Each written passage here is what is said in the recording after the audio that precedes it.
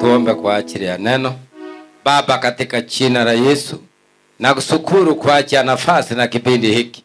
Naomba tamaraki utangulie mbele, utakasa na usafishe njia neno iwe ya baraka, ili waliofungwa kupitia kwa neno ili wafunguliwe, wapate kuwa huru, tena huru kweli kweli, na kila roho ya kimapepo ya kishetani na esa inuka kupigana Baba kwa ajili ya neno hili, nami katika jina la Yesu shetani ashindwe. Katika jina la Yesu nakemea shetani ashindwe. Kila vita wakati wa neno nakemea vita ya shetani ishindwe. Naomba Mungu mwenye rehema na nehema utamaraki na uonekane mwanzo na mwisho wa neno hili. Unitumie Mungu, maana mimi ni chombo. Unichase na uniinue na uonekane, kwa sababu yeye ni Mungu. Neno lako liko na nguvu ya kuokoa, kubariki na kuponya na hata kuinua. Yatimise yaliyo mapenzi yako. Katika jina la Yesu naomba na kuamini. Amen. Amen. Bwana Yesu sifiwe. Basi nawakaribisha kutoka kitabu cha Mambo ya Nyakati wa Pili, sura yake 34, tasoma 1 mpaka 7 kwa uwezo wa Mungu. 1 inasema, Yoshia alikuwa na umri wa miaka 8 alipoanza kutawala. Akatawala miaka 31 huko Yerusalemu. Akafanya yaliyo mema machoni pa Bwana, akasiendea njia za Daudi babaye, asigeuke kwa kulia wala kwa kushoto. Kwa kuwa katika mwaka wa 8 wa utawala wake, naye akiwa bado mchanga, alianza kumtafuta Mungu wa Daudi babaye.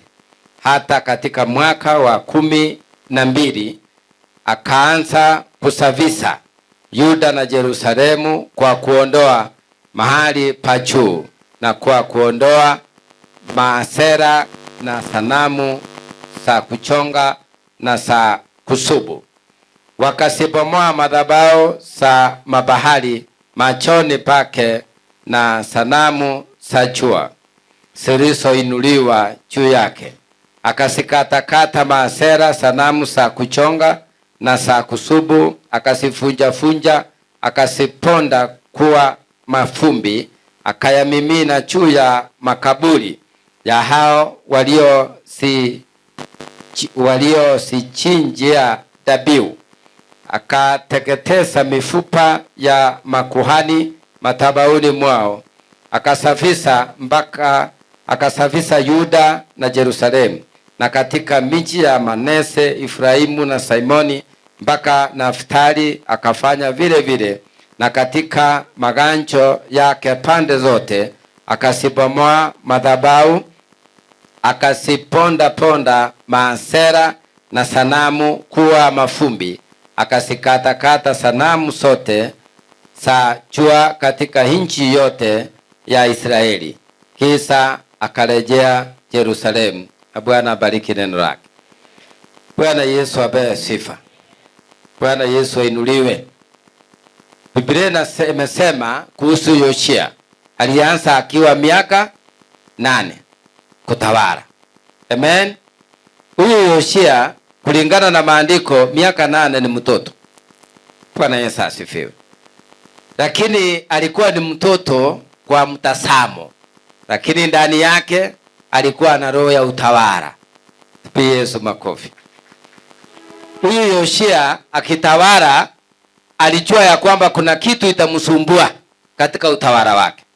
Ya kwanza akapata ni nini? Maandiko imesema ni madhabahu. Bwana Yesu asifiwe. Na hii madhabahu ilichengwa na mababu. Akapata kuna sanamu, kuna mabahari, kuna maasera.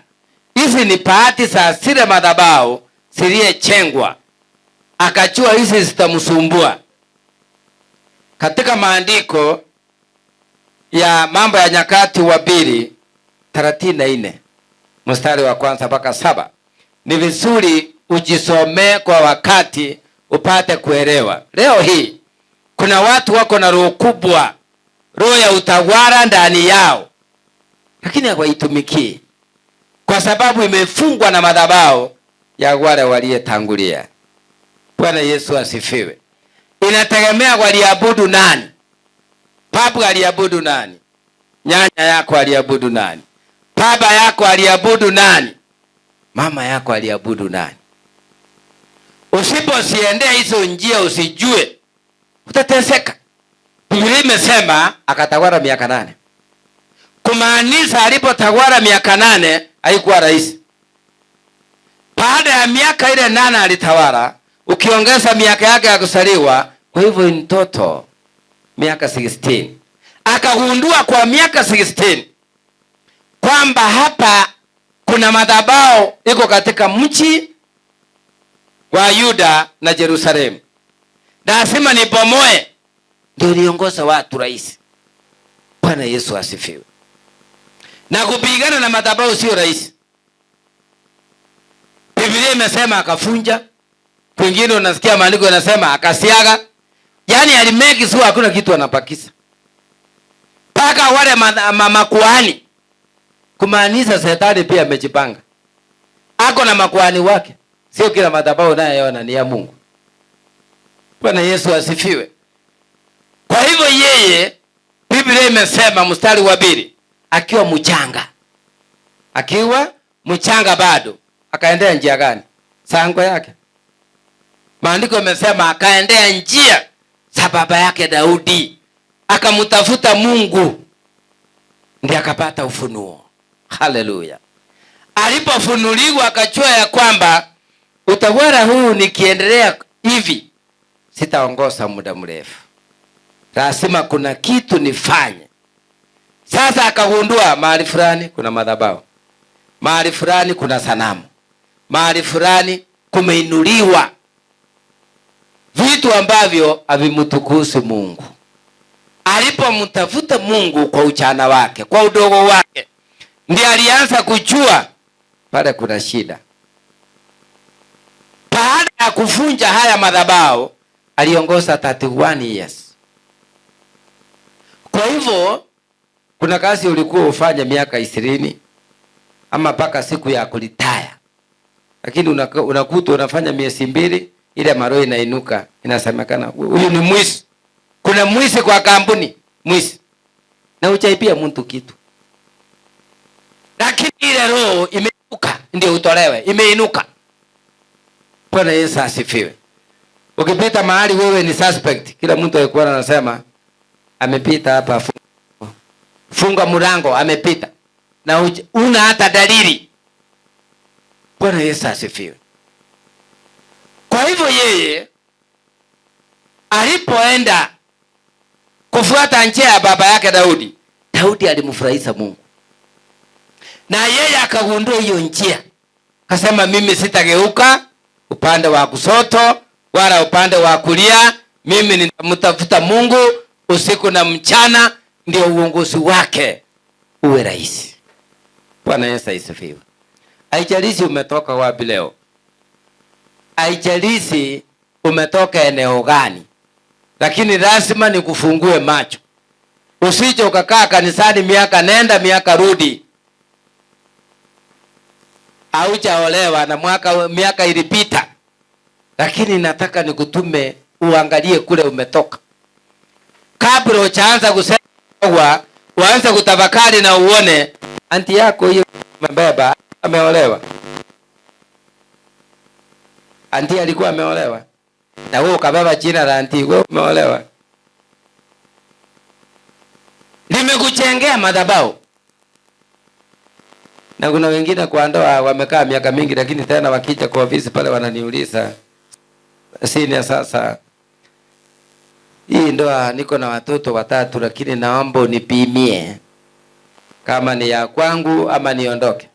Unaenda wapi sasa? Na watoto ni 3. Wewe uone umepotea. Kwa hivyo kuna ile madhabahu inakuonyesha hapa si kwako. Lakini huko hapo. Lakini inakuonyesha sio. Unaenda wapi?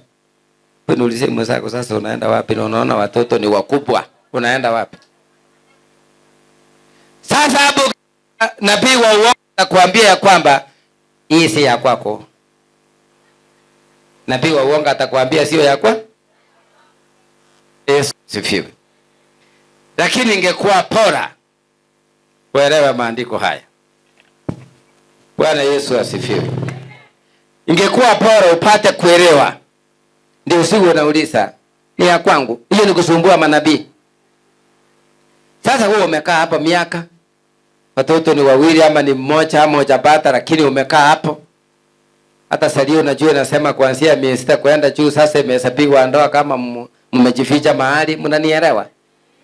Imekuwa salia. Bwana Yesu asifiwe.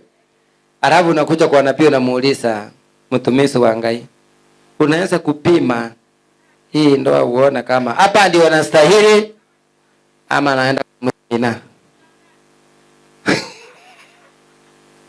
Bwana asifiwe. Hiyo sasa tukigeuza kitabu ile ya roho ya unabii itasema ni majaribu. Haleluya. Sasa lazima utafakari na uone hapo unakaa, kwa nini hii madhabahu inakutesa na ihali ungali ndani katika ndoa. Sasa neno ni moja. Unaweza funja kwa maombi na uone imefunjika, lakini kumbe safari bado. Kwa sababu maandiko imesema hao walikuwa wanachinja dhabihu za kipepo. Kama maandiko inasema Soni pia vile vile alipopiga vita akawashinda Wafilisti. Wafilisti nao walipomshinda yule Samsoni kwa kumtumia mupelelezi aliyeitwa Delila, waliai na kutoa dhabihu ya shukrani tu anaitwa Dagoni, shetani wao. Msike maandiko vizuri. Kwa hivyo yeye shetani pia akikushinda Mkristo anaenda anatoa dhabihu ili ashukuru shetani yake. Kama vile maandiko imesema hapa kwamba wao pia walikuwa wanaenda chinja hao. Bwana Yesu asifiwe. Pia wao walikuwa wanaenda mahali wanachinja, wanatoa dhabihu kwa shetani yao, kwa sababu hiyo ni mao. Ndiye apigana na wewe uliokoka, ndiye akuzuie usije ukainuka. Bwana Yesu apewe sifa. Kwa hivyo huyu mtawala anaitwa Yosia, yeye akaerefuka kufuata nyayo na njia za baba yake anaitwa Daudi. Yeye mwenyewe akachua baba yake alifanya nini akafaulu. Alimcha Mungu. Number 1. Number 2. Alichua jinsi ya kuenda mbele za Mungu na kutoa dhabihu na matoleo asije akashindwa. Kwa sababu hapa wao walitoa kwa shetani yao, lakini sio kwa Mungu wao. Maana walitoa kwa yule waliyemwamini. Ndio maana inasemekana walio wa dunia, dunia inawasikia. Dunia inawasikia. Kwa maana wako kwa dunia. Kwa hivyo roho ya dunia, roho inawasikia. Na walio kanisani, roho ya Mungu na Mungu anawasikia. Tupi Yesu makofi. Kwa hivyo tukiwa hapa is our right. Tuombe Mungu tumwambie tusikie. Na asikie. Kwa sababu tuko upande yake. Ndio maana maandiko yanasema wale wako duniani, dunia inawasikia. Kwa kitaka vitu ya dunia inawaitikia. Ndio maana at some point unakuta mtu ameokoka na anasema anajuta uokovu kwa sababu mtu huko kwa dunia okoka na ako na pesa na acha okoka. Amebarikiwa na acha okoka, ni mrefi, acha okoka. Ako kwa dunia. Kwa hivyo dunia inamsikia. Na nipata vizuri. Dunia inafanya nini? Inamsikia. Sasa wewe kwa sababu ni Mkristo, mwambie na Mungu, mimi niko kanisani, naomba unisikie katika jina la Yesu. Mimi pia niko kanisani, naomba unisikie katika jina la Yesu. Haleluya. Lakini ikiwa kuna hii madhabahu, kusikiwa ni ngumu. Kukiwa kuna sanamu zimetangulia mbele, kusikia Mungu maombi yako ni ngumu. Kukiwa kuna haya maasera mbele yamekusuia, kubarikiwa ni ngumu. Ndio maana maandiko imesema huyu Yosia akajua ya kwamba utawala utakuwa ngumu, atang'ang'ana. Sasa unaweza kutu huko kanisani 40 years, my friend. 40 years umeokoka. Kununua nguo lazima ung'ang'ane. Kununua kiatu lazima ung'ang'ane. Hata mkosana na mwenye anauza kiatu, anakuambia hata huko kwa pata faa kiatu. Ukifika unamuuliza kabla sijafaa mnauza ngapi, na imeandikwa hapo. Anakuambia si usome hapo. Nauliza imeandikwa, yani you are confused. Kwa sababu ile Bible haikupei nafasi. Alafu ukifaa unauliza kama hii kiatu ni 10,000, mnaweza toa 2 ikuwe 8. Na huko hakuna kupagei. Bwana Yesu asifiwe. So, wakati umejaribu kufunja hizi vitu zote, umefunja. Sasa songa hivi, piga hatua nyingine. Hii ni ya kwanza ya kufunja. Amen. Ya pili, unatubu kwa mbele ya Mungu. Namwambia Mungu, nilisaliwa kwa kisasi kisichokuamini. Amen. Na unatubu deep. Kwa juju. Unaomba juju ni kama unaombea chakula. Na unajua siku hizi ni kubaya. Hata chakula ukiomba kuwa serious. Wacha kuomba kama samani ati baba takasa chakula. Na mara moja umeanza kukula. Unajua sasa unaanza wekea sumu ikumaliza. Omba ukuwe serious. Umwambie Mungu, nitakasie chakula katika jina la Yesu. Uombe umani. Lakini sio hilo, ukiwekewa maji umenawo na kuro unaanza kuanga tumbo na Mungu nilisahau. Iko kwa tumbo, nimeitakasa katika jina la Yesu. Iwezi takasika maana tayari iko wapi? Bwana Yesu asifiwe. Hata njaa ikuume namna gani, maombi is always number 1. Bwana Yesu asifiwe. Nilihubiri mahali watu Shetani akakasirika, maana nilihubiri sehemu ya madhabahu ya kisatani na ya Mungu jinsi inainuka. Kumbe hapa kuna wafuasi wakanipangia. Mahali tulilala kwa quarters ya wahubiri, agent wakatumwa hapa. Usiku yote mimi nikaambia wachungaji wengine, unajua mimi siwezi kulala na nyinyi kitanda moja. Mimi ni nabii. Mlaleni huko kando kando. Mimi nitalala hapa maana naongea na Mungu kama Musa. Najua kuna mtu mnaweza karibiana na yeye hata sauti ya Mungu iende. Kama ujui.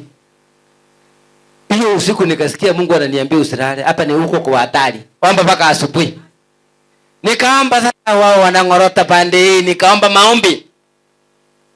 Asubuhi Shetani akatumia msichana akaleta chai. Hii chai imewekwa sumu. Na imepimwa exactly only 2 cups. Vikombe 2. Hii ni ya askofu.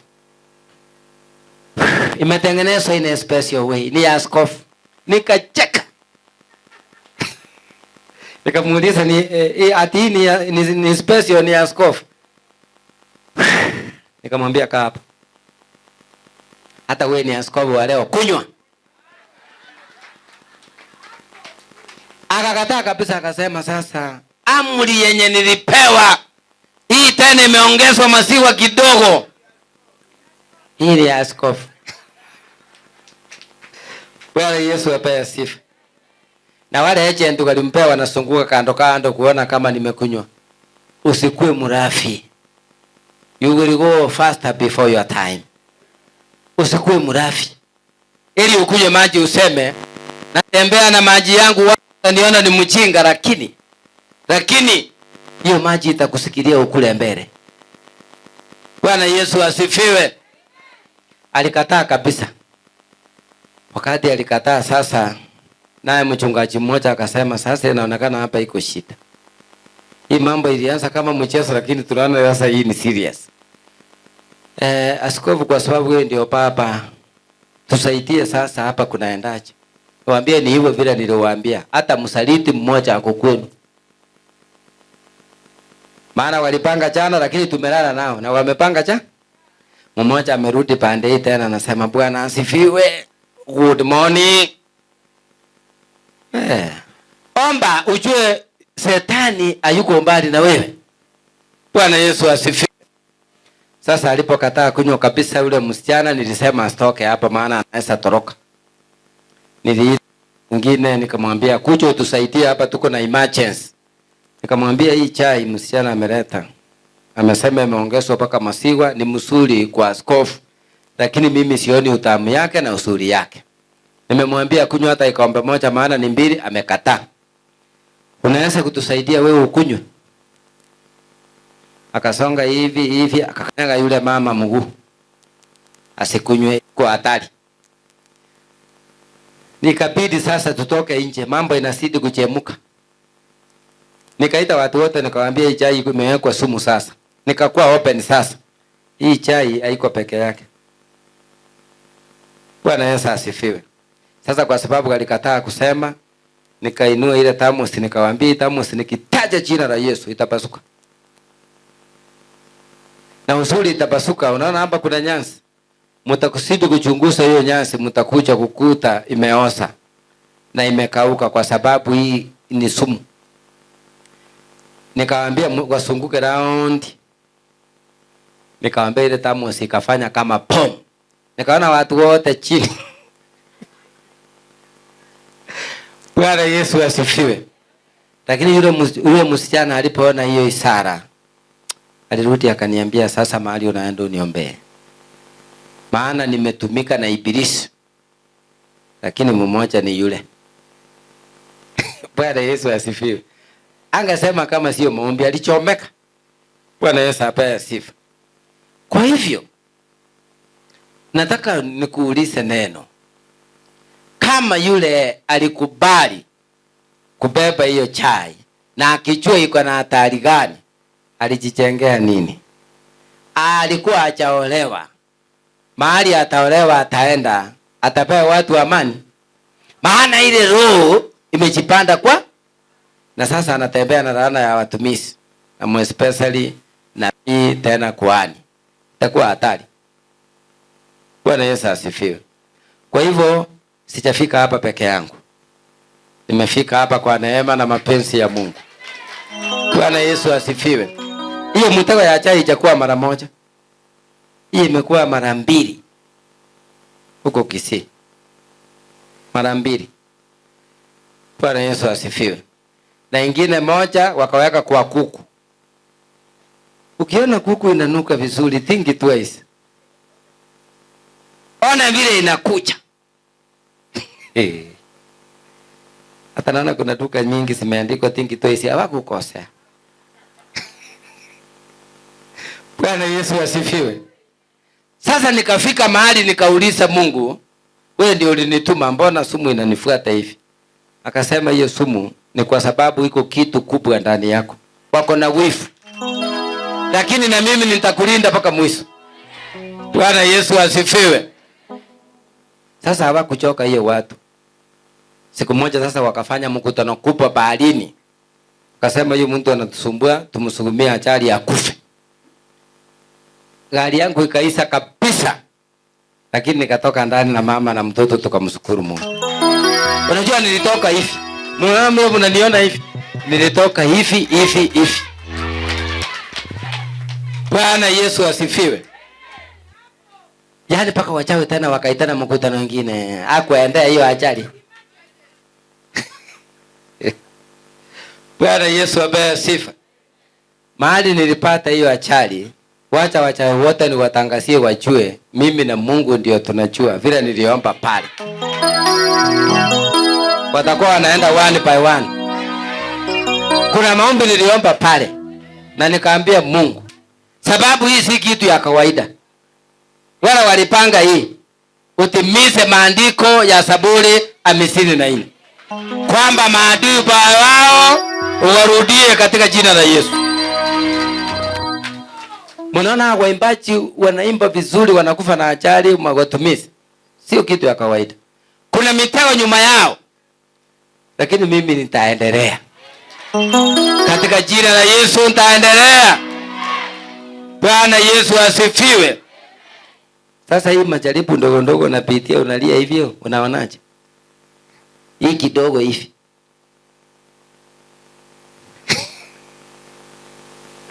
Bwana Yesu asifiwe. Hii kidogo hii. Omba Mungu mwambie. Yakobo sura ya 2 inasema, kwa kila jaribu linakuja kunaye mlango wa kutokea. Bwana Yesu asifiwe. Unajua roho ni roho. Hata ukija ukae hiyo kiti yangu 24 hours, utaamka bila kitu. Sababu roho iko ndani. Bwana Yesu asifiwe. Bwana Yesu ainuliwe. Niliona kule kwa reli. Sijui mzee anaweza kumbuka, maana tumetoka na yeye mbali. Huko kwa reli around I think 96. Tukiwa na kanisa huko kwa reli. Tumemaliza ibada tukasema tukunywe hapa soda kidogo. Naye mwingine Shetani anamtumia hapa aniwekee kwa soda. Na nilikuwa nimeangalia kando kidogo kuongea na simu. Amegeuza soda yangu. Anafikiri macho yangu iko pande ile. Bwana Yesu asifiwe. Nilipogeuka hivi nikamwambia, kwenu kuna madhabahu mbaya ya kuua watu. Lakini ukiua mtumishi utakufa mapema. Sasa hii soda si yangu, hiyo umeweka hapa. Nipe yangu. Kaniangalia nikamwambia, narudia, nipe yangu. Sasa akageuza hivi. Na mimi nikageuza sote nikamwambia, kunywa sote. Hii umechafua, unanirudishia, kunywa sote. Bwana Yesu asifiwe. Ukiona mtoto wako ni mwerefu, mtunze na umulinde. Maana kuna mitego. Hata wewe ukiwa hapa nabii. Wacha nikwambie. Kuna wale hawataki uingie hapa. Maana wanajua ukiingia utabarikiwa. Sasa wanakuwekea vikwazo, mara vitina, mara wanasema kanisa saro sio mzuri, ama huko enda sijui kadho. Ataki. Kwa sababu anajua pale ukiingia roho atafunua yote. Katika jina la Yesu. Ukiombewa hii maombi na hii mafuta ya upako itakuweka uwe huru. Na ile kiambasi uliyetiwa itaondolewa. Katika Isaia maandiko inasema ile nira na mzigo itaondolewa kupitia kwa hii mafuta. Bwana Yesu asifiwe. Kwa hivyo Shetani wakati amejua hivyo, unaona hata leo anaweza kukufanya ukasirike. Na mtu atakukosea, ukiitishwa leta ikombe ajaye, unataka kuirusha ifunjike na hujakosewa. Ni Shetani analeta majaribu ukuasike ndani ya moyo. Bwana Yesu asifiwe.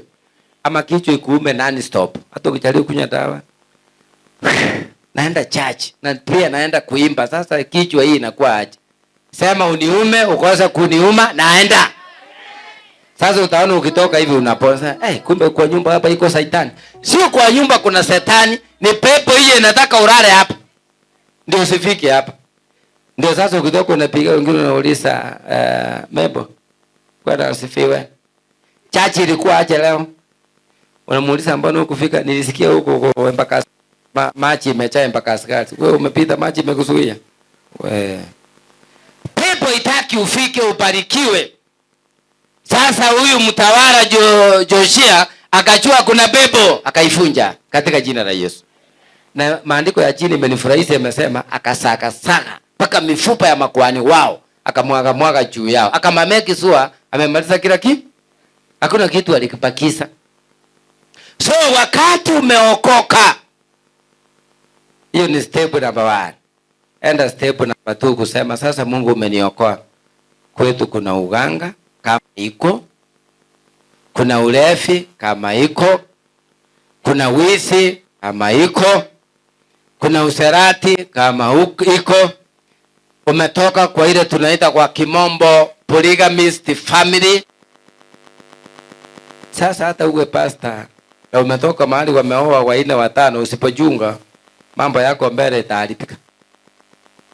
Bwana Yesu asifiwe. So hii madhabahu imenasa watu. Wengine hapa leo ungekuwa hata unaishi ng'ambo, lakini madhabahu inafanyesa hii ndege inaweza kwenda ianguke, usijaribu kutafuta hata passport. Unaweza kufia huko kwa ndege usirai. Sasa waachana kufikiria hii maneno. Madhabahu inakuonyesha uwezo.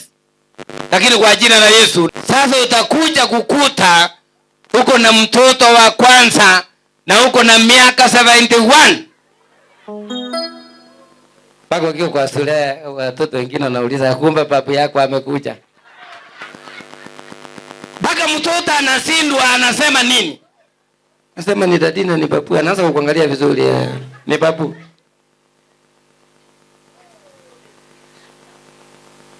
Bwana Yesu asifiwe. Wewe uone maneno ni mbaya. Ndio sasa uamuke wakati unaomba without ceasing until something happens. Usiombe ukiangalia jirani anaomba aje, omba wewe kifyako.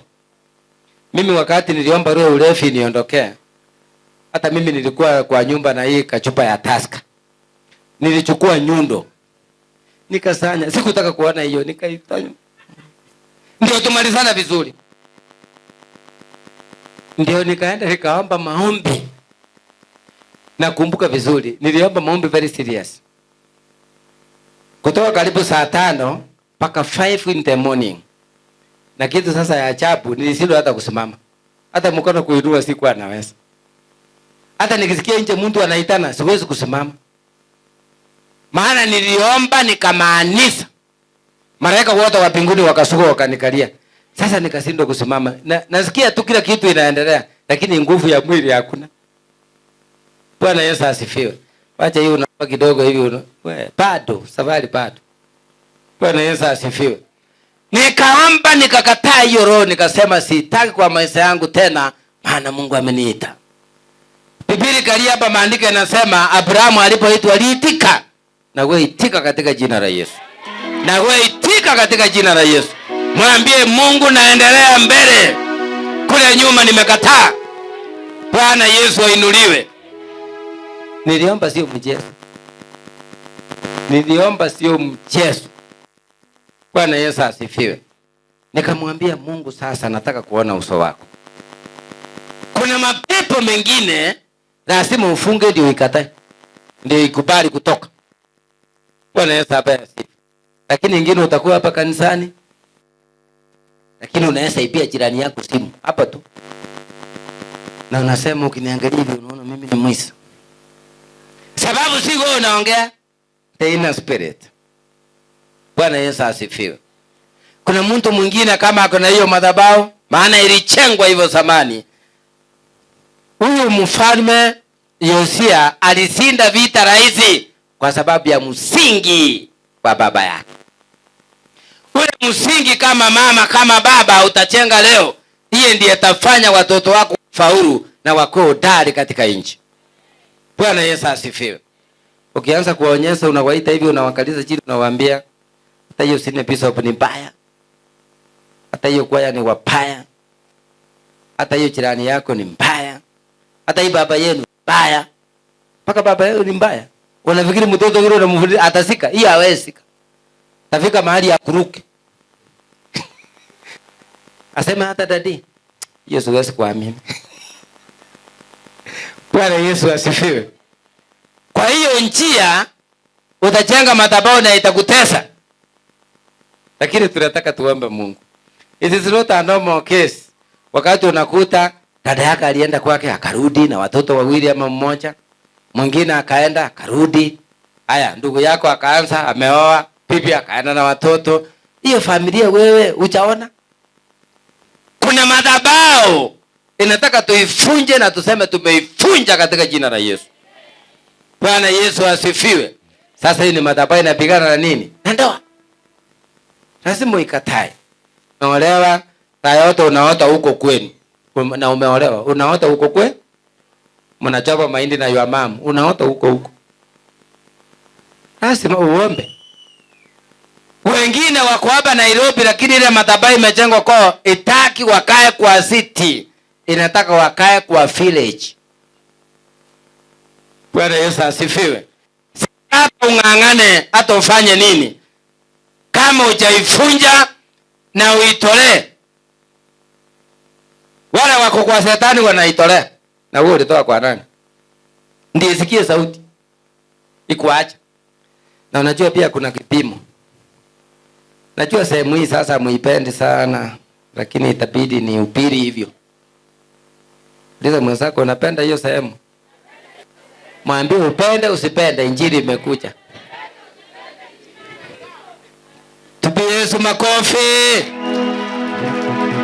Si hapa Biblia imetaja madhabahu. Kitu ya kuchinja ni kitu ya gharama ya chini? Hapana. Kwa hivyo hivyo wao wakaenda kuchinja wafurahishe shetani yao. Na wewe wakati unataka ufunguliwe, ndoa yako ifunguliwe. Najua kuna wengine wanaishi pamoja wawili, ukiuliza ndio hamkufanya harusi. Lakini wakati kuishi, nani aliwaombea? Ati tulijiombea. Nyinyi ni wachungaji. Sasa hiyo neema hamna. Mnapigana kila siku. Hakuna hiyo neema. Bwana Yesu apewe sifa. Sasa lazima hiyo madhabahu ifunjwe ndio mbele uendelee vizuri. Biblia imesema akatawala vizuri katika Yerusalemu kwa sababu alifunja maasera, kafunja madhabahu yote, akafunja sanamu, akaharibu ile vitu ilikuwa inasumbua miji yote na Yuda. Baadaye akarudi Yerusalemu. Katulia sasa. Akatulia maana ile kitu ilikuwa imsumbue ameondoa. Katika jina la Yesu ameondoa. Na wewe lazima uangalie. Bwana Yesu abaye sifa. Lazima uangalie vile nimetembea hivi. Kitu gani inasumbua? Ni madhabahu gani naweza ninasa nikose kusonga? Wengine wanafanya kazi nzuri sana, lakini hata ukiwauliza pesa hawana. Inaingia leo, kesi imeisha. Hata funga hata yeye anakuambia sasa iliisha mapema kabla nifikirie hiyo fungu. Kwa hivyo kazi inamtesa. Badala afurahie. Badala afurahie. Bwana Yesu apewe sifa. Ni vizuri ukimwimbia Mungu kama umebarikiwa. Ni vizuri ukiwa Mkristo na umebarikiwa. Ni vizuri ukiwa mchungaji barikiwa. Unakuwa na hiyo baraka na vikwazo vinakuwa mbali na Yesu anainuliwa. Bwana Yesu apewe sifa. Sasa Elia hii unaweza kuwa madhabahu ya kwenu, baba yenu alikaribisha mganga, wakachinja kondoo, wakachinja nini, wakafanya nini vituko na sarakasi. Sasa wewe unaleta 2,000 ama 3,000 ama 1,000 ama 500 ama 200, unasema nimefunja madhabahu. Siku hiyo huwezi kulala. Watakunyorosa sababu umewaamusa. Hiyo kitu umepea ana aina power. Sababu ijasidi ile power yao. Sasa unasema unataka kutuamusa na wewe una kitu. Wanakunyorosa. Alafu unaanza kusema huku onana na babu lakini amekupiga sana. Ndio na tena atarudi atakupiga sana. Wewe ndio umemzistua. Bwana Yesu asifiwe. Naenda kumwambia shindo na 200 na yeye alitoa 1000 akifunja hiyo madhabahu. Bwana Yesu apewe sifa. Kuna mahali nyingine tulinunua samba, mama anajua huko Ukambani. Watu wakatuambia hapa mmenunua lakini hakuna kitu inamea hata kunyesa. Nikawaambia sisi tuko tofauti kidogo. Itamea. Ati hapana hapa wasee zamani walikataa. Kawaambia wasee wakatae, wakaanza kukataa, itamea. Bwana Yesu asifiwe. Na nikameki sio wale walikuwa na pinga ndio wanapea kukibarua, naambia lima hapa ni walipe. Niambie ni pesa gani? Limeni. Wakalima nikawaambia sasa, nikachota ile mchanga nikawaambia simama nikaonyesha vile mababu hawana nguvu. Nikatakata hiyo mchanga katika jina la Yesu na nikairudisha hapo nikasema kuanzia leo chakula imee. Wakati ilimea nikawaita palilia. Kila step nawaita hao. Paka siku ya mafuno nikameki sura nimeenda na gari yangu hapa nawaambia sasa tumekuja kubeba ile chakula tulipanda mnaonaje? Kumbe ilimea. Lakini kwa jirani hakuna. Kwa jirani itemea acha na ajui. Mimi nilitakasa ile mchanga na nikaenda nikaitolea. Nikaambia Mungu sasa hii dhabihu hata wa huko wanajua imeangi lakini najua kwako itamea. Haleluya. Hii nimeitakasa officially iwe yangu na familia yangu. Na mambo ikakuwa mzuri. Sasa umekauka tu unasema nitapanda katika jina la Yesu na utoi umekauka. Iwezi fanyika kitu. Ukitaka mambo mbele yawe rahisi. Angalia ni madhabahu gani ilipandwa. Tunataka tuifunje katika jina la Yesu. Ndio mbele mambo ikuwe rahisi. Ndio Yesu akuonekanie. Bwana Yesu ainuliwe. Bwana Yesu apewe sifa. Kama ni usharati, kataa. Ukijua hiyo ni madhabahu, unakuta umeolewa na wewe ni msharati, ni hiyo. Unakuta ukanisani wewe ni mwizi, ni hiyo. Unakuta watu wenu kwa bomo ukiangalia vizuri, hakuna mtu alioa mara moja. Hakuna. Ni hiyo madhabahu inaleta shida. Na wewe umeokoka huku funja. Hata wewe pastor na huku funja hii, hakuna kitu, utangangana. Na roho ya kungangana Yesu amekataa. Bwana Yesu ainuliwe. Maana maandiko yanasema sisi ni wabarikiwa. Sisi ni wabarikiwa. Sisi ni wabarikiwa. Tutaifunjia hiyo madhabahu hapa, tuende mbele katika jina la Yesu. Biblia imesema akaifunja Judea, akarudi wapi? Yerusalemu. Tutaifunja hapa, utarudi nyumbani na gari mpya, wajue Yesu ametenda. Halafu kataanza kuulizana, hiyo gari ni yango yake. Au hapa hawezi kuwa na kitu. Lakini kukaa wanafikiri kumba iende kwangu, imesimama kwenu tu. Imesimama tu. Na ni Yesu ameisimamisha hapo. Bwana Yesu ainuliwe. Haijalishi umesoma ama hujasoma, Mungu ameachilia baraka kwa wote. Hiyo ndio point.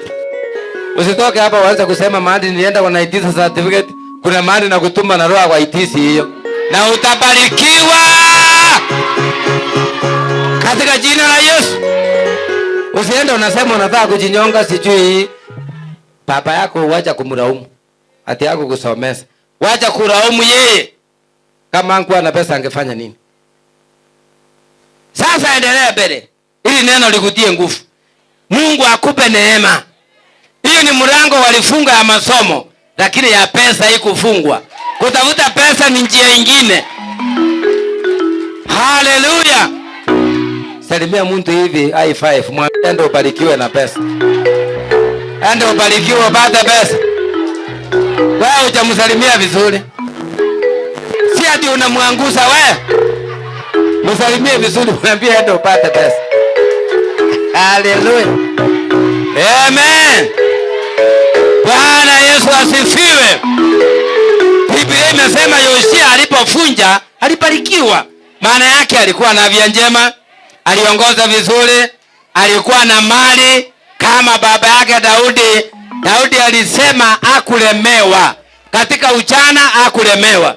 Katika uzee hakulemewa. Hakuenda kwa omba. Maana Yesu alikuwa pamoja naye. Bwana Yesu ainuliwe. Na wewe utaomba. Hata watoto wako hataomba. Hata paka vichukuu, paka kisasi cha 4. Haleluya. Kwani tunaondoka tunaenda wapi? Sisi tutakaa paka kisasi kingine, na tutaendelea mbele. Na kama ni wachawi tutawastua na maombi sasa. Tutakemea mipango yao, madhabahu yao, uchawi wao hautakuwa na nguvu juu yako. Maana Yesu atakukumbuka. Haleluya. Bwana Yesu ainuliwe. Mungu aliyembariki mtawala Joshua hajabadilika. Ako hapa katika nabii leo. Anatafuta mwenye imani ili amfanye shujaa, ili amuinue kwa viwango na viwango. Haleluya. Siku moja niliibiza shetani huko Nairobi. Nilikuta mtu ananijua kutoka nyumbani. Unajua ukiona mtu anakujua, anaongea vibaya, mwenyewe wewe ni shujaa. Bwana Yesu asifiwe. Tulikutana pale KICC. Leo nafaa suti Nairobi. Bwana asifiwe. Sasa kwa sababu alikuwa ameandikwa kazi ya polisi, alifikiri nitamwogopa kwa sababu ni polisi. Nikamwambia wacha hii sasa ni mwanzo. Iko siku tutakutana, nikitembea kwa miguu. Nitafanya hivi. Sasa siku hizi akiniona anapiga kona. Anapiga kona siku hizi. Yote. Ana chochote. Akiniona anapiga ko. Usitarau mtu. Na wewe usikubali mtu akutarau. Bwana Yesu asifiwe. Mimi nilimstua moja kwa moja. Nikamwambia Mungu yule aliyenifikisha Nairobi akuli sukuma na kule mbele ananipeleka mbali katika jina la Yesu. Sasa kwa Kiingereza huyu unachukunja huyu ni polisi gani? Nilimwambia simu watu na wewe utaheshimiwa.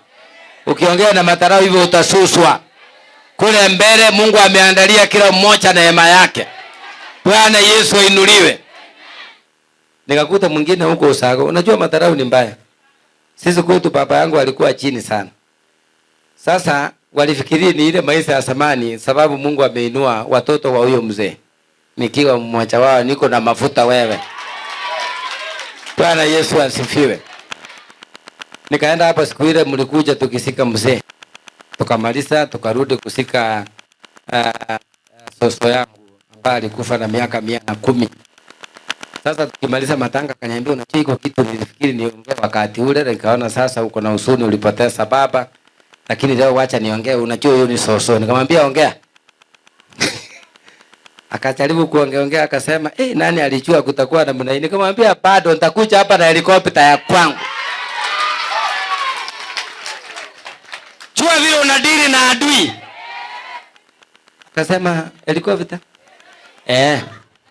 Ndio imebaki. Takuja niusunguze kwa hiyo pamba yangu yuko juu hivi. Ndio nisuke chini. Ndio ningie kwa Prado Land Cruiser. Iko na Range Rover. Ndio tuende mbele. Ndio Yesu ainuliwe. Nafikiri ni mambo ya zamani. Hii mambo naongea wewe yaoni kwenu. Kama walikupea chumvi zamani wakati huo uliisa. Wawacha kuongea vibaya. Bwana Yesu asifiwe. Hata waisi Mungu atakubariki wewe kwa rulizo aligunia ukasimamisia hapo. Kunyweni. Yesu ametenda kunywa. Baka wanachiongeleza sukari gunia. Huyu amebarikiwa ama ni Illuminati? Watachanganyikiwa. Bwana Yesu asifiwe. Mwambie mwenzako tunataka tuombe maombi. Na vifungo lazima iondolewe. Na madhabahu lazima ifunjike. Si huyu si alifunja. Alibarikiwa. Na wewe funja ubarikiwe. Katika jina la Yesu funja ubarikiwe. Lakini nataka tufunje umaskini. Umaskini ni mbaya. Unaona umaskini ni mbaya. Nasemanga afadhali si sana lakini afadhali nguo iraruke kidogo. Lakini akili ya kutafuta pesa isiraruke.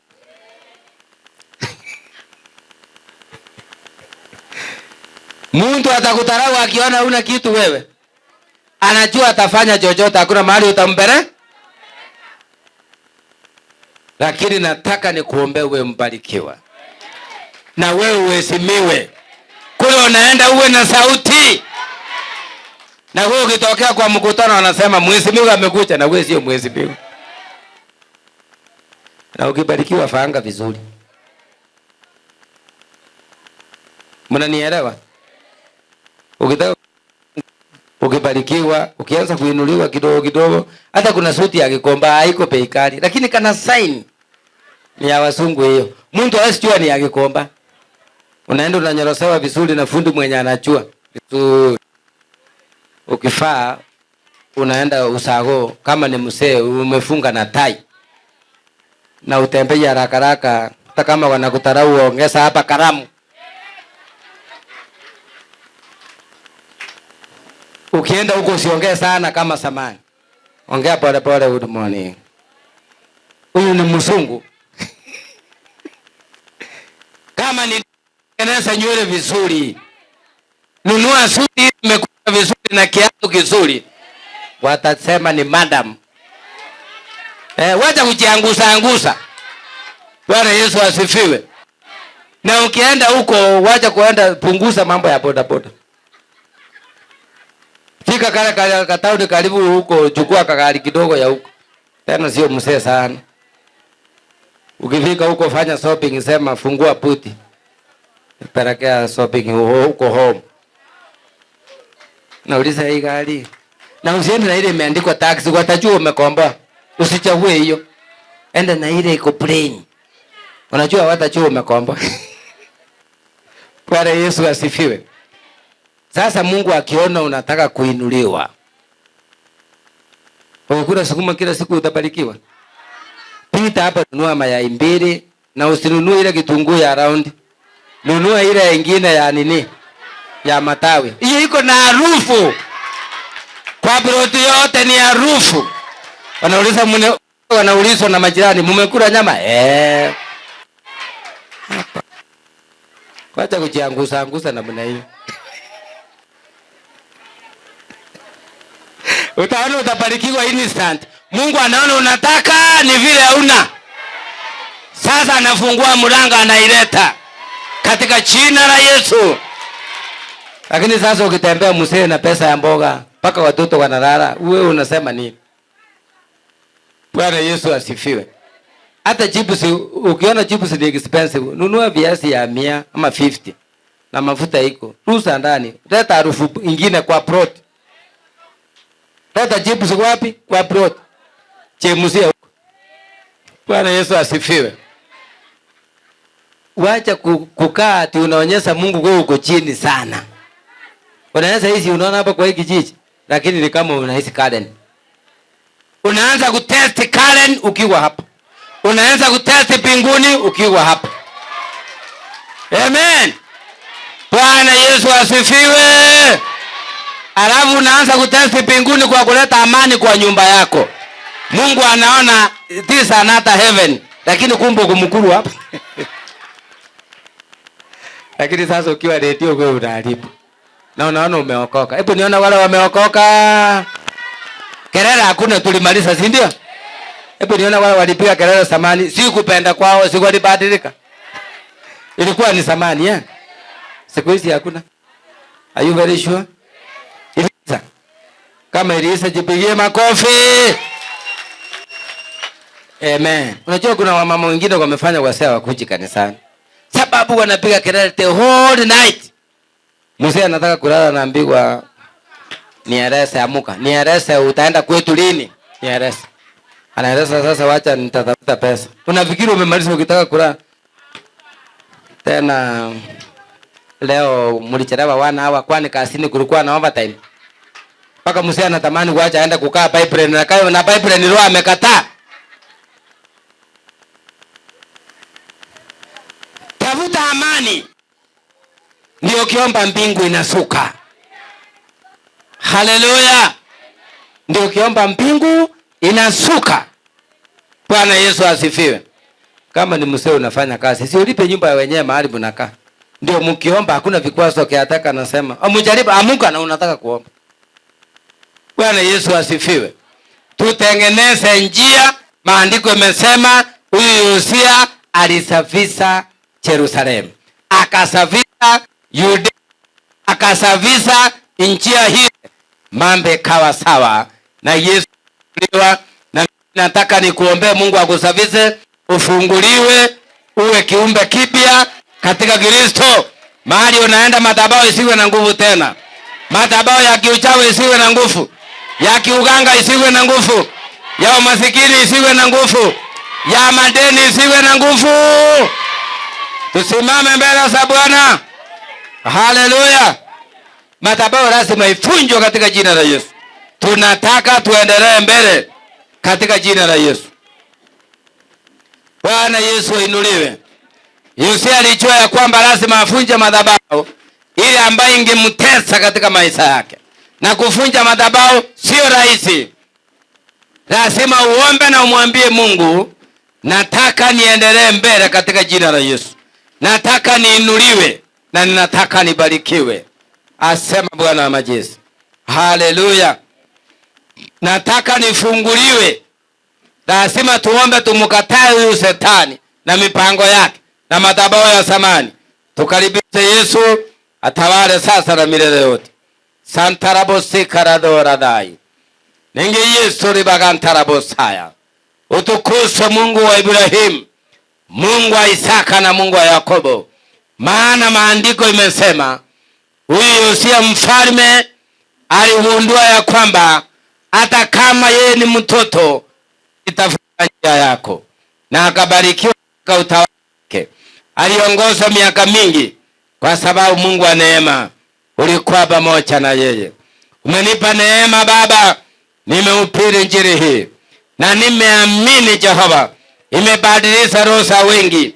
Baba, naomba Mungu wa uzima, kuna wengine wangekuwa mbali leo, kuna wengine wangekuwa kwa vizi kubwa leo, lakini Shetani yule ibilisi aliwafungia milango, kwa maana wengine walichengewa madhabahu na maasera na sanamu.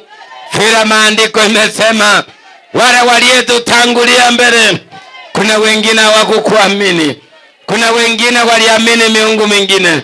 Lakini Mungu mwenye rehema, kwa vile tumetoka kwa hiyo vizazi, leo tunatubu na kuomba rehema.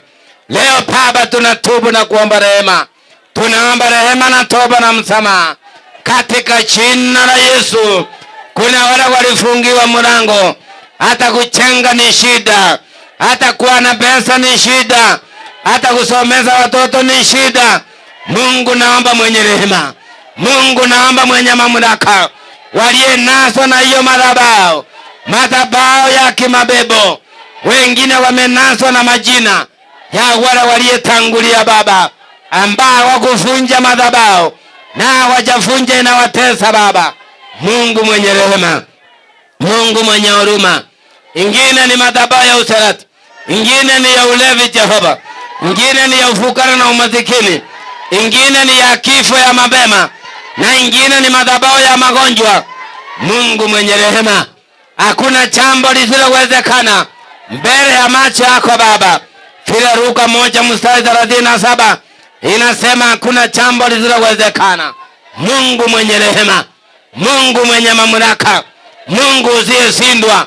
Wengine wamebebana Baba na mizigo mizito ya madhabahu, wameshindwa kujitoa ndani, lakini ninajua Baba, ninaamini Jehova kwamba leo ni siku yao ya kufunguliwa kwao, ya kuinuliwa kwao, ya kubarikiwa kwao, na hata ya kupona kwao. Wengine ni ya madhabahu ya operation, kila mara ni operation. Mungu naomba ingilie kati, kwa sababu yeye ni mwenye rehema, kwa sababu yeye ni mwenye huruma. Wale wameasi Jehova, nawaombea rehema, nawaombea toba, nawaombea msamaha Baba. Wasamehe Jehova, wasamehe Mungu wa rehema, wasamehe Kristo, wasamehe Mungu wa Yakobo. Hata mahali wametoka Baba, nawaombea rehema, nawaombea toba Baba, ili wapate njia ya mafanikio. Nawaombea rehema, nawaombea toba Baba, nawaombea msamaha Baba. Ikiwa kuna dhambi inaweza fanya hiyo madhabahu isivunjike mbele yao, nawaombea rehema, nawaombea toba, nawaombea msamaha Baba. Uwasike mkono Baba. Ikiwa ni madhabahu ya ndoa Baba, naomba uondolee ili wafunguliwe, wakuolewa waolewe, wakuoa waoa Baba. Jehova Mungu wa Yakobo, waliofungwa na hiyo madhabahu wasikamilike katika utatu Baba na Mwana Roho Mtakatifu, wasikamilike katika uokovu. Leo pia ni siku yao. Haleluya, haleluya, barai la gora la gai. Haleluya, boritai Baba, katika jina la Yesu. Kila aina ya madhabahu sasa iondolewe, kila aina ya madhabahu, kila aina ya madhabahu, kila aina ya madhabahu, madhabahu ya magonjwa, madhabahu ya madeni, madhabahu ya vita, madhabahu ya magonjwa, madhabahu ya umasikini, madhabahu ya kutoendelea, madhabahu ya uchawi na uganga, madhabahu ya usherati, kila aina ya madhabahu iondolewe, iondolewe, iondolewe. Hey! Latin Pabaribai, kila aina ya madhabahu, madhabahu ya kifo ya mapema, madhabahu ya kupinga ndoa, madhabahu ya mateso, yote iondolewe, iondolewe.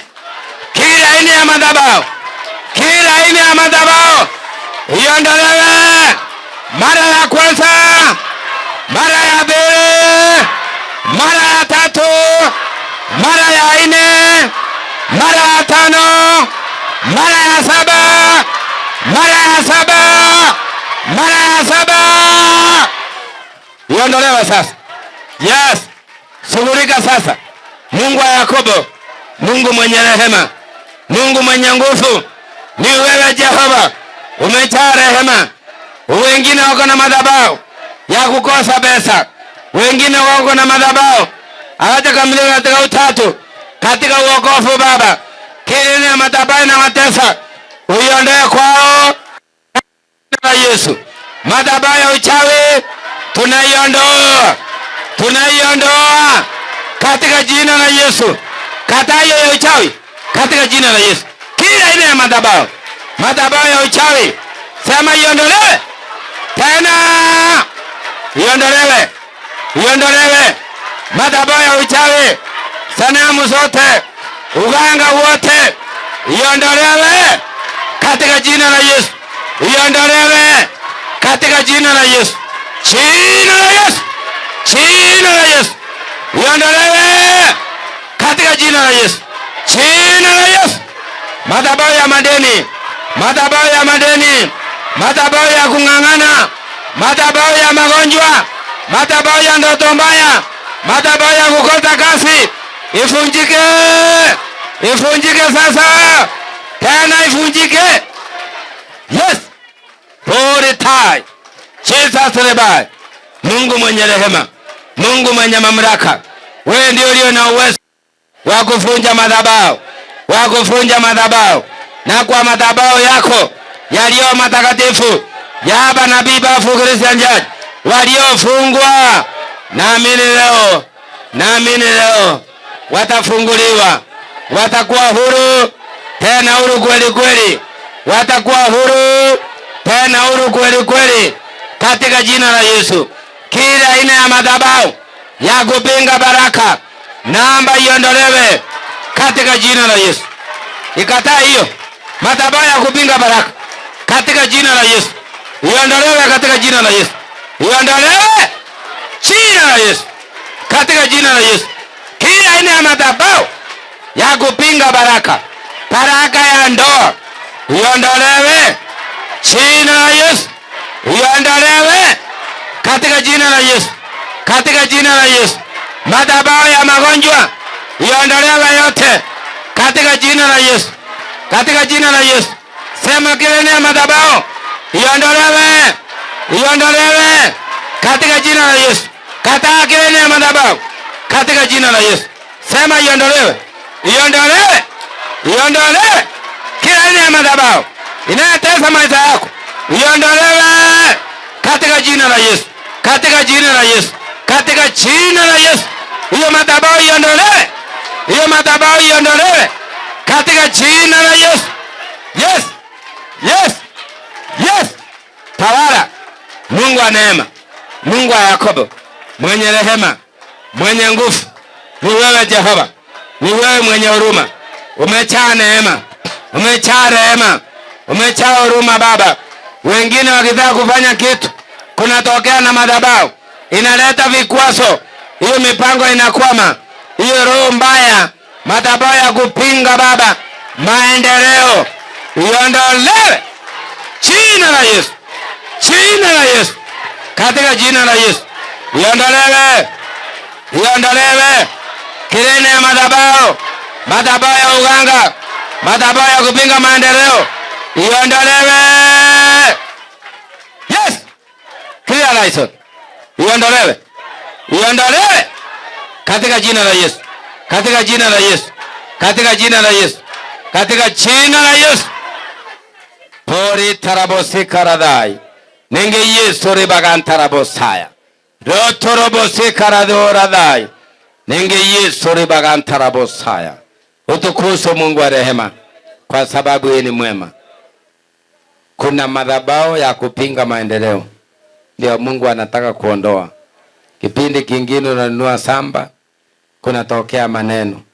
Unataka kuchenga, kunatokea maneno. Hiyo vitu yote inakwama. unaidiwa madaraka, unaambiwa tena ngoja. Hiyo ni roho ya delay.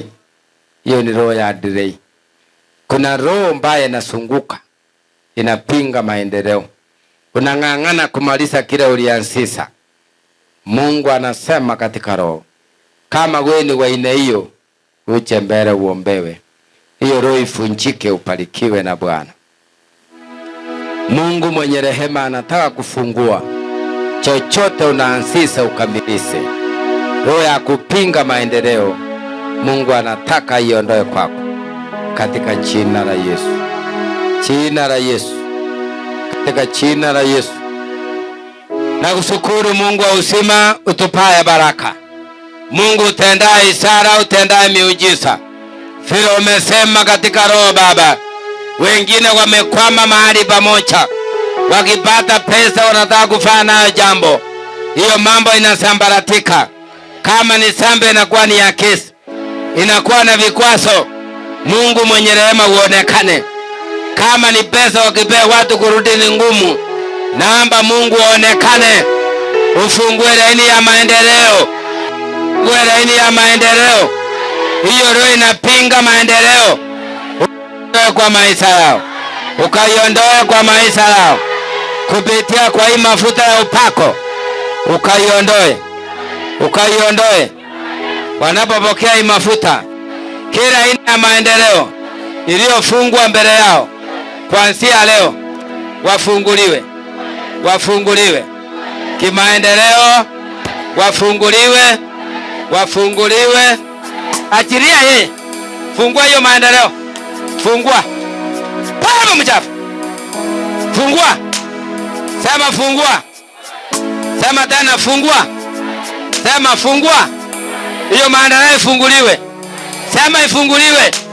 Sema tena. Sema tena. Sema fungua. Katika jina la Yesu. Kila maendeleo iliyofungwa na wachawi na waganga inafunguliwa. Ufanya maendeleo. Wala wachawi waliofungwa washindwe. Sema washindwe.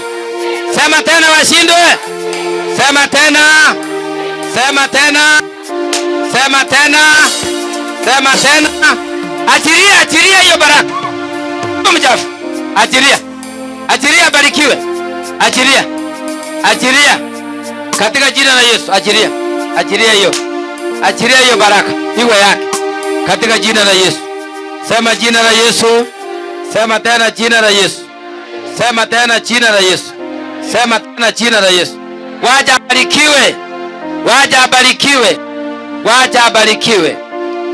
abarikiwe. Apokee hiyo neema. Hiyo kifungo iondolewe. Sema kifungo iondolewe. Kifungo iondolewe. Magonjwa iondolewe. Vita ya Shetani iondolewe.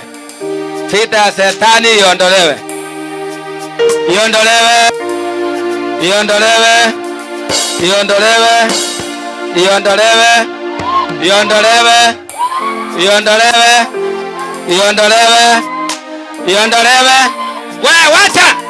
Baba mchafu. Achilia hiyo baraka yake. Katika jina la Yesu. Achilia. Tumefunja hiyo madhabahu ya huko usao kwao. Sema ifunjike. Sema kwa sauti ifunjike. Sema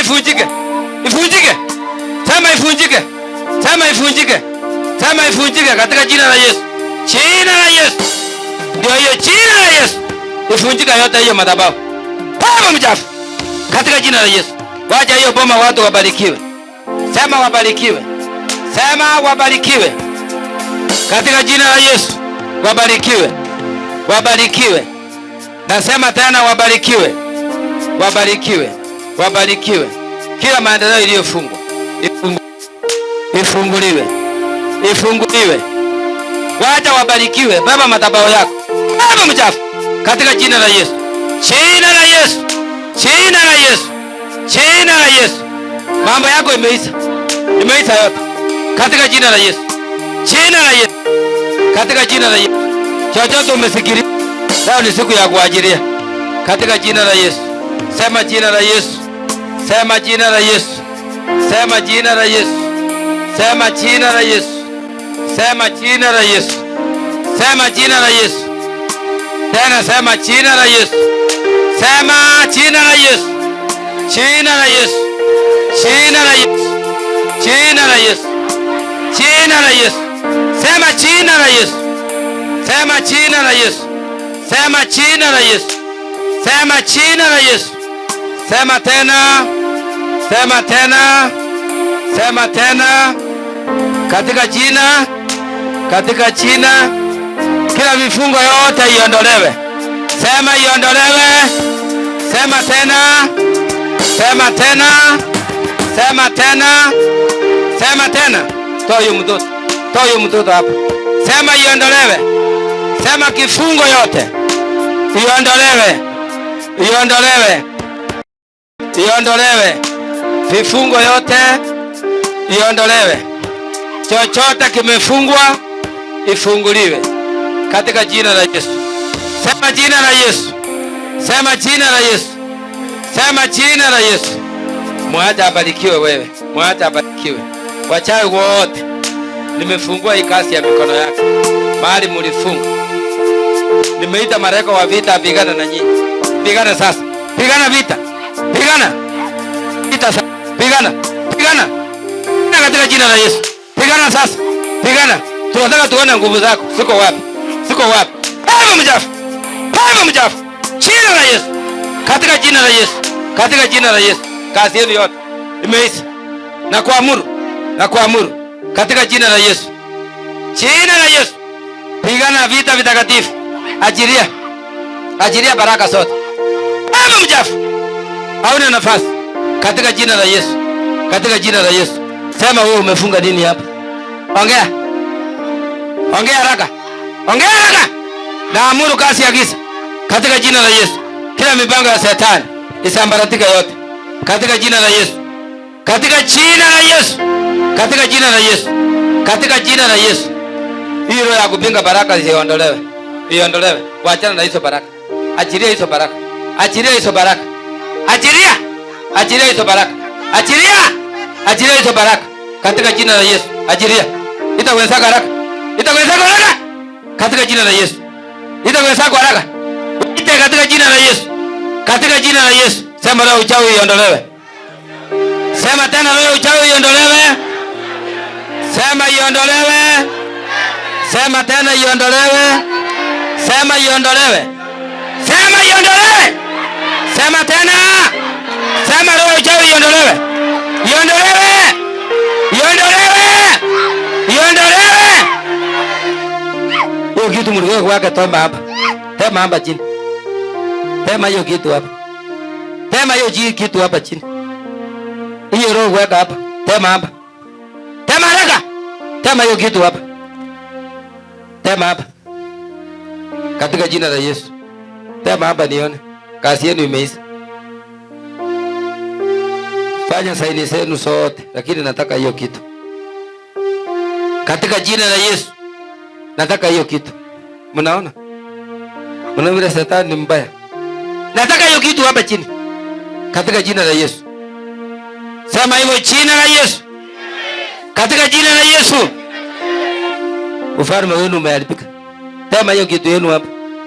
Kazi yenu imeisha. Harakisha. Achilia. Hiyo kitu yenu tema hapa. Tema hapa. Katika jina la Yesu. Katika jina la Yesu. Sema tumepomoa madhabahu ya uchawi. Tumepomoa. Tumepomoa katika jina la Yesu. Jina la Yesu. Jina la Yesu. Jina la Yesu. Hiyo madhabahu mliyopanda kwake ya uchawi na iondoa katika jina la Yesu. Na iondoa katika jina la Yesu. Jina la Yesu. Jina la Yesu. Jina la Yesu. Hiyo madhabahu ya kiuchawi na kuja kuisambaratisha. Sema tumekubali. Surrender to Jesus. Sema tumekubali.